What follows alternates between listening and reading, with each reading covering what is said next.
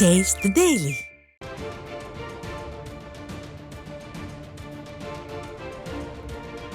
அண்மை செய்தி. கடலூர் அருகே கடற்கரைக்கு வந்த பெண்களிடம் மது போதை ஆசாமிகள் அத்துமீறிய சம்பவம் அதிர்ச்சியை ஏற்படுத்தியுள்ளது. இரு பிரிவினர் ஒருவரையொருவர் தாக்கிக் கொண்ட காட்சிகள் வெளியாகி பெரும் பரபரப்பை ஏற்படுத்தியுள்ளது.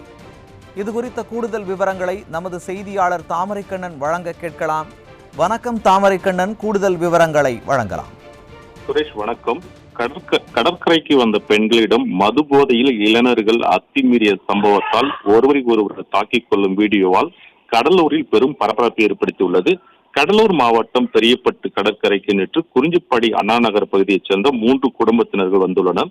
அதே கடற்கரைக்கு தியாகவள்ளி பகுதியைச் சேர்ந்த இளைஞர்கள் மது போதையில் அங்கிருந்த பெண்களிடம் அத்துமீறி ரகளையில் ஈடுபட்டுள்ளனர். இதனை பார்த்து குறிஞ்சிப்பாடியைச் சேர்ந்த நபர்கள் ஏன் இப்படி செய்கிறீர்கள் என்று கேட்டபொழுது தகராறு ஏற்பட்டுள்ளது. இதன் காரணமாக ஒருவரை ஒருவர் கடுமையாக தாக்கிக் கொண்டுள்ளனர்.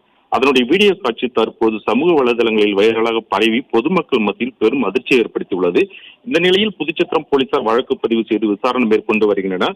குறிப்பாக சொல்ல வேண்டும் என்றால், தற்பொழுது ஆளும் திமுக ஆட்சியில் பெண்களுக்கும் மாணவர்களுக்கும் எந்த ஒரு பாதுகாப்பு இல்லாத ஒரு சூழ்நிலையை தான் பார்க்க முடிகிறது.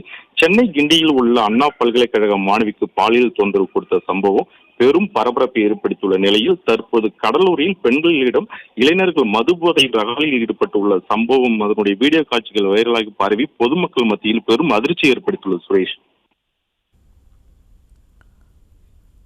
விவரங்களை வழங்கியமைக்கு நன்றி தாமரைக்கண்ணன்.